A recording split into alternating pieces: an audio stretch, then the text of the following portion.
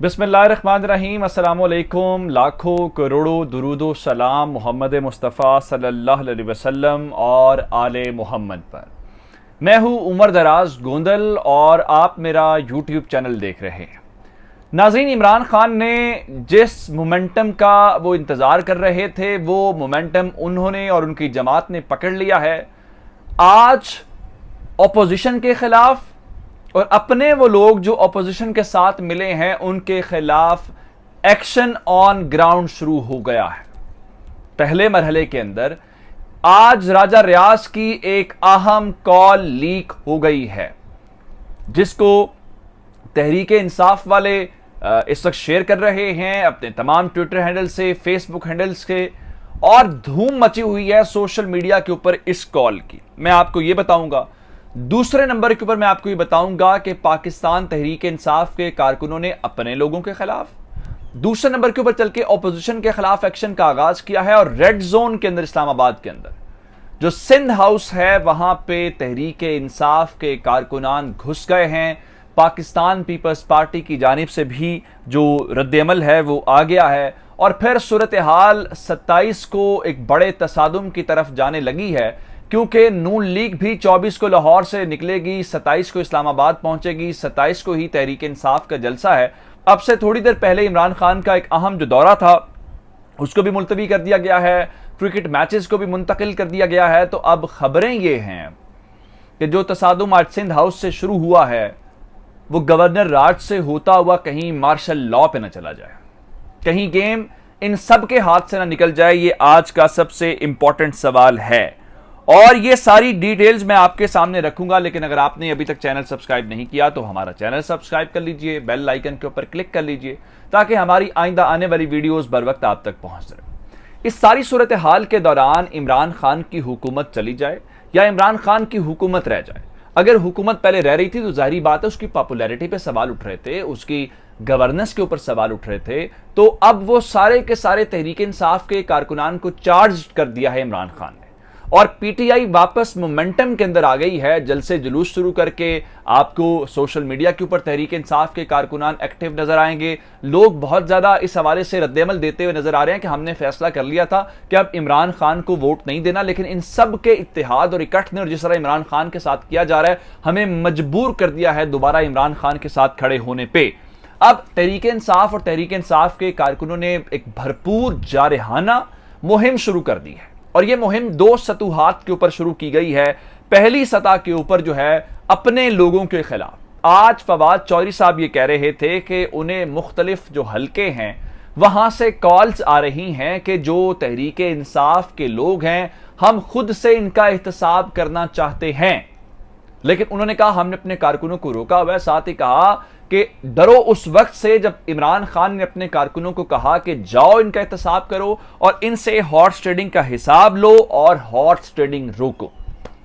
अब इस सिलसिले में लाहौर के अंदर जो वजिया कमर साहिबा हैं उनकी रिहाइश गाह के सामने इस वक्त तहरीक इंसाफ के जो यूथ विंग है उन्होंने वहां पे कैंप लगा लिया है और उसके अलावा नूर आलम खान के खिलाफ भी इस वक्त एहतजाज किया जा रहा है। उस चीज से हटके मैं आपको सबसे पहले राजा परवेज अशरफ नहीं, राजा रियाज वाली जो कॉल है उस हवाले से बात करना चाहता हूं। राजा रियाज जो है वो कह रहे थे हम जमीर के मुताबिक फैसला करेंगे और जमीर के मुताबिक वोट देंगे। सब लोग इस वक्त बात ये कर रहे हैं जिस तरह जावेद हाशमी साहब ने इमरान खान को छोड़ा था तो इख्तलाफ की बुनियाद के ऊपर अलग हुए थे तो उन्होंने इस्तीफा दिया था और दोबारा इलेक्शन हुआ था। इसी तरह से आप लोग भी इस्तीफा दें। अब आज एक जो कॉल हुई है उसको तहरीक इंसाफ सोशल मीडिया बहुत जो है वो शेयर कर रहा है। शहबाज गिल साहब ने अपने ट्विटर हैंडल से भी शेयर किया है। उस कॉल के अंदर होता यह है कि एक हबीब नामी, जिसको शहबाज गिल साहब फैसलाबाद का बेटा कह रहे थे, उसने राजा रियाज को कॉल की है और कहा है कि राजा साहब हमने इमरान खान को वोट दिया था और आपने जाके वही वोट जो है वो आसिफ अली जरदारी की झोली में डाल दिया। जिस पे राजा रियाज साहब कहते हैं जनाब ये हमारे पिछले 3 सालों से काम नहीं कर रहे थे। ये है वो वजह जिस पे वो कारकुन जो बड़ा बाशऊर लग रहा है वो ये कहता हुआ नजर आता है कि अगर आपके काम नहीं हो रहे थे और आप जो हैं इस सिलसिले में इनसे मुत्तफिक नहीं थे, इख्तलाफ था, तो आप इस्तीफा दें और दोबारा इलेक्शन लड़े। जिस पे राजा रियाज साहब उसको जस्टिफाई करने की कोशिश करें, जी जी मैं इस्तीफा दे रहा हूं, जी मैं इस्तीफा दे रहा हूं। उन्होंने कहा फौरन इस्तीफा दें, जिस पे वोटिंग से पहले इस्तीफा दें, जिस पे राजा रियाज ने कहा जी मैं वोटिंग से पहले इस्तीफा दे। अब यहां तक तो तहरीक इंसाफ के कारकुनान ने अपने लोगों के खिलाफ यह काम शुरू किया।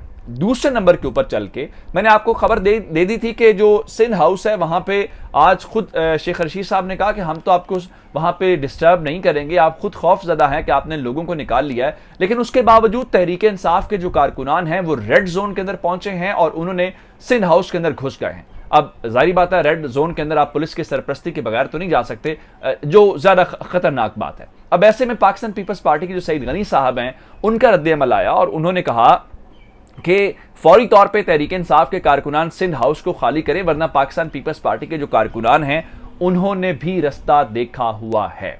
अब मामला थोड़ा सा गड़बड़ हो गया है।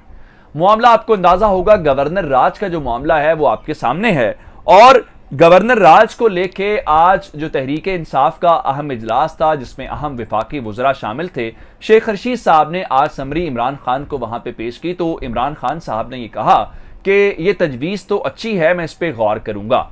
दूसरी खबर जो बहुत सारे हल्के दावा कर रहे हैं कि इमरान खान ने फौरी तौर पे इस इम्कान को रद्द कर दिया, उसकी एक वजह यह है कि जो कुरैशी साहब हैं उन्होंने इस बात की मुखालिफत की है कि हमें कोई ऐसा इकदाम नहीं करना चाहिए जिससे पार्लियामेंट कमजोर हो और इल्जाम हमारे ऊपर आए। लेकिन अब सूरत हाल में थोड़ा सा उलझाव आता जा रहा है।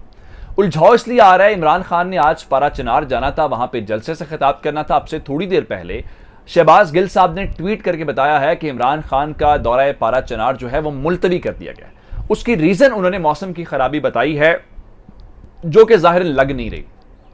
जाहिरन इमरान खान की पॉलिटिकल एंगेजमेंट्स हैं जिसकी वजह से ये सारा कुछ हो रहा है। अब खदशात हैं क्या? खदशात मैंने आपको गवर्नर राज वाले तो बता दिए, अब बात थोड़ी सी आगे निकल गई है। बात यह है कि तहरीक इंसाफ ने 27 को जलसा करना है। नून लीग ने आज राना सनाउल्लाह ने बताया है कि 24 फरवरी को लाहौर से हमजा शहबाज साहब और मरियम नवाज साहिबा काफिले को लीड करेंगे। ये रस्ते में स्टे करता करता 27 मार्च को यह काफिला इस्लामाबाद पहुंचेगा। ये वही दिन है जिस दिन इन दोनों जमातों का आपस में वहां पे टकराव हो सकता है। यह रियल तसादुम हो सकता है जिससे मामलात गड़बड़ हो सकते हैं। और इसी बुनियाद के ऊपर अगर आपको याद हो तो रावलपिंडी के अंदर वनडे मैचेस, 4 वनडे मैचेस जो हैं वो वहां पे होने थे।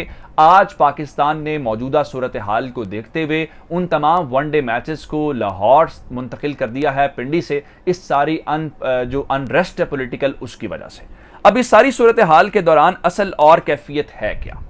कैफियत ये है जो इस वक्त डर और खौफ है और बहुत सारे हल्के इसके ऊपर फिक्रमंद हो गए हैं कि ये सियासी जमातें आपस में तसादुम में जाती हैं। ये गवर्नर राज लगता है नहीं लगता उसको छोड़ के, अगर इस्लामाबाद के अंदर हालात काबू से बाहर हो गए तो फिर आप ये सोचिए कि अगर कोई तीसरी कुव्वत आ गई, खुदा ना खास्ता पाकिस्तान में मार्शल लॉ लग गया, तो फिर क्या करेंगे?